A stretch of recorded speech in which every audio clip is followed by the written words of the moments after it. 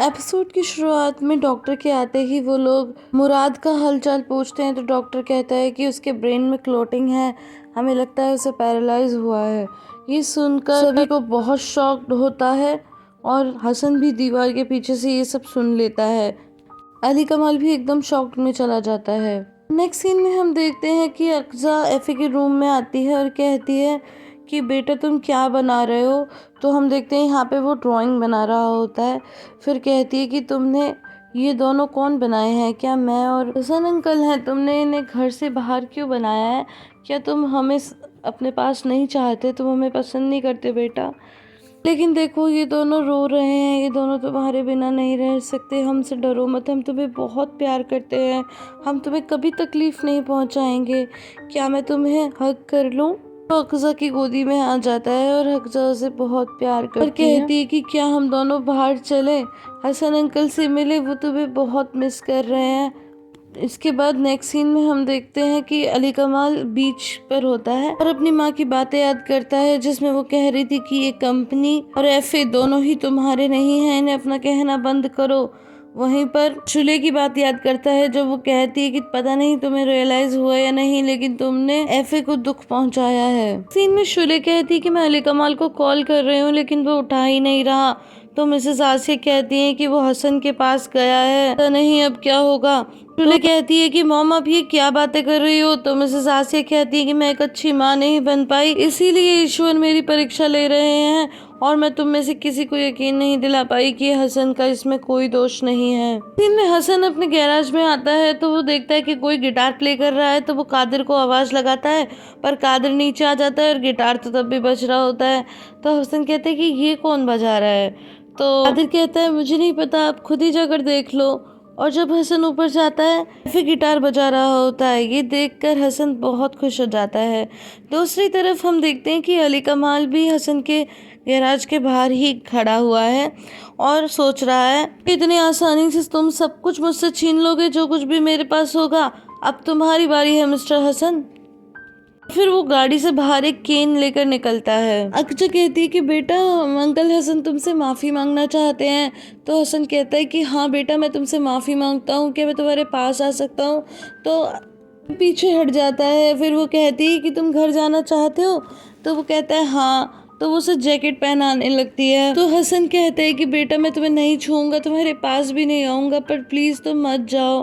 फिर Hasan guitar play करने लगता है तो एफए उसे सुनता है। इधर अली कमाल गैराज के चारों तरफ छिड़क देता है। गाइस क्या छिड़कता है वो तो आप समझ ही गए होंगे।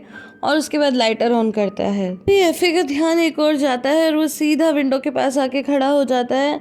तो अक्जा उसे आवाज लगाती है। फिर अक्जा और हसन दोनों ही उसके पास जाते हैं तो बाहर का नजारा देख के दंग रह जाते हैं। हसन कहता है कि अक्जा तुम कहीं भी मत जाना, मैं नीचे जा रहा हूँ, बस तुम एफए का ख्याल रखना। और वो चारों तरफ जाकर बाहर निकलने की जगह ढूंढता है लेकिन धुएं की वजह से अक्जा और एफे का दम घुटने लगता है। वो बार बार हसन को आवाज लगाती है और फिर वो एक विंडो खोलती है और विंडो के पास एफे को खड़ा कर देती है ताकि वो सांस ले सके। थोड़ी देर के बाद हसन आता है और एफए को ब्लैंकेट से कवर करता है। फिर लोग जैसे तैसे करके बाहर निकलते हैं। इसी बीच एफए अनकॉन्शियस हो जाता है। इसके बाद वो लोग सीधा हॉस्पिटल जाते हैं। नेक्स्ट सीन में हम देखते हैं कि अली कमाल हॉस्पिटल के बाहर बैठा होता है तो मिसेस आसिया शुले को कहती है यहाँ से लेके जाओ, जब तक ये खुद को नहीं संभालता इसे यहाँ लेके मत आना। लेकिन जब शुले उसे चलने के लिए बोलती थी वो शुले को हटा देता है और कहता है क्यों, मैं ऐसे अच्छा नहीं लग रहा? जो कुछ भी हुआ है आपकी वजह से ही हुआ है। मिसेस आसिया फिर शुले को कहती है इसे यहाँ से लेके जाओ लेकिन वो जाता नहीं है और आगे बढ़ने लगता है। तो मिसेस आसिया उसे रोकती है और कहती है कि तुम्हारे अंदर से ये अजीब सी स्मेल क्यों आ रही है? एंड गाइस मैं बता दूं कि ये स्मेल उसी ऑयल की है जो कि अभी थोड़ी देर पहले उसने यूज किया है। तो अली कमाल कहता है आप ऊपर जाके मुराद को देखो, नीचे आके मुझे देखो, हमारी क्या हालत बना दी, ये सब आपने ही किया है। तो वो कहती है शुले मैंने तुमसे कहा तुम लेके क्यों नहीं जा रही इसे? तो वो कहती है कि मॉम ये चल ही नहीं रहा। इतने में हसन की गाड़ी वहां आती है तो हसन गोदी में लेकर एफए को सीधा दौड़ते हुए हॉस्पिटल जाता है। तो ये सब मिसेस आसिया, शुले और अली कमाल भी देख लेते हैं। मिसेस आसिया और शुले तो दौड़कर उनके पास जाते हैं और अली कमाल वहीं बैठा रह जाता है शॉक में, क्योंकि उसे तो अंदाजा ही नहीं था कि एफए तो हसन के पास मौजूद है। डॉक्टर एफे का चेकअप करने लगते हैं, लेकिन हसन भी बहुत ज़्यादा खांसने लगता है। तो डॉक्टर कहता है इन्हें भी थोड़ी ऑक्सीजन दो, लेकिन हसन कहता है कि आप मुझे रहने दो, बच्चे को देखो।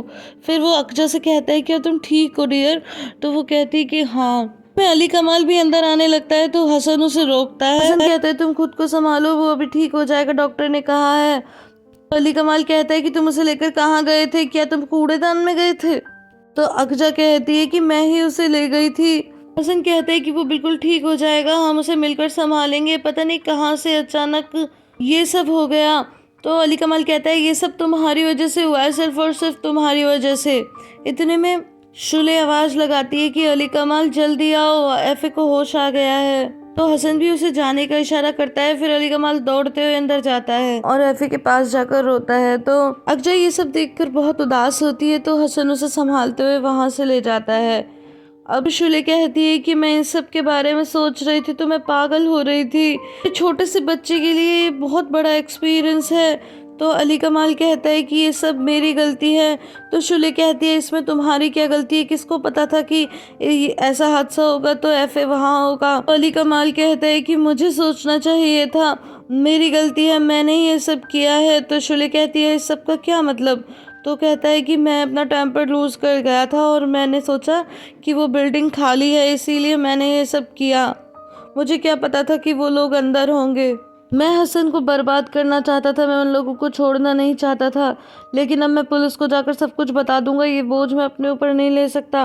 और वो पुलिस को बताने जाता है तो शुली कहती है कि पागल मत बनो, तुम्हें पता चला कि तुम्हारा भाई पैरालाइज हो गया तो किसी को भी इतना गुस्सा आएगा, तुम अपने बच्चों के बारे में सोचो, एफे का क्या होगा, कम से कम अपने नए आने वाले बच्चे के बारे में तो सोचो। लेकिन अली कमाल मिसेस आसिया और हसन की बातें सुनता है, जहाँ पर वो कह रही होती हैं कि तुम्हारी इसमें कोई गलती नहीं है, तुमने मुराद के साथ कुछ नहीं किया, मैं जानती हूँ। हसन कहता है कि सारी परेशानियां पता नहीं क्यों मेरे ऊपर आ जाती है, पहले मुराद और फिर एफे। अली कमाल जो भी कहे उसे कहने दो, मेरा एक सपना है कि एक बड़ी फैमिली हो, तुम भी हमारे साथ मिलकर रहो, तुम एफे को लो और अपने पास रख लो। शुले कहती है कि अली कमाल इससे अच्छा तो यही होगा कि तुम एफे हसन को दे दो और इस हसन से पीछा छुड़ाओ, वरना तुम्हारी मॉम सब कुछ उसको दे देगी। ये सुनकर अली कमाल हॉस्पिटल के बाहर जाता है और सीधा लॉयर को कॉल करके कहता है कि आप कोई ना कोई रास्ता हर हालत में निकालो जिससे मेरी माँ हसन को प्रॉपर्टी का कोई भी हिस्सा न दे पाए। नेक्स्ट सीन में हम देखते हैं कि मुराद कहता है कि मेरी पूरी जिंदगी बर्बाद हो गई, अब मैं बेड पे ही पड़ा रहूंगा और ये सब सिर्फ और सिर्फ आपके बेटे की वजह से हुआ है। लेकिन मिसेस आसिया कहती हैं कि इसमें हसन की कोई गलती नहीं है, वो तो उल्टा उसे फटकारने गया था कि वो तुम्हारा कुछ ना बिगाड़े। तो मुराद कहता है फिर ठीक है, आप उसी के पास जाओ, उसे जाके प्यार करो, आप यहाँ खड़ी क्यों हो, चली जाओ यहाँ से। तो अली कमाल कहता है कि मॉम आप यहाँ से चले जाओ, मैं अपने भाई को खुद संभाल लूंगा। तो जाने के बाद मुराद कहता है कि भाई मेरी पूरी जिंदगी खराब हो गई, मैंने आपकी बात नहीं मानी और उस आदमी की बात मानी, आज से हसन हमारा भाई नहीं हमारा दुश्मन है। तो अली कमाल कहता है कि तुम चिंता मत करो, मैं बेस्ट डॉक्टर को बुलाऊंगा, हर हाल में तुम खड़े हो पाओगे, फिर से चल पाओगे, हसन को मेरे ऊपर छोड़ दो, उसे मैं देख लूंगा। और ये एपिसोड यहीं पे खत्म हो जाता है। गाइस आई होप आपको ये वीडियो पसंद आई होगी, अगर पसंद आई है तो इसे लाइक शेयर एंड कमेंट करना बिल्कुल भी ना भूलें। फिर मिलती हूँ अगली वीडियो में, तब तक के लिए bye bye and take care.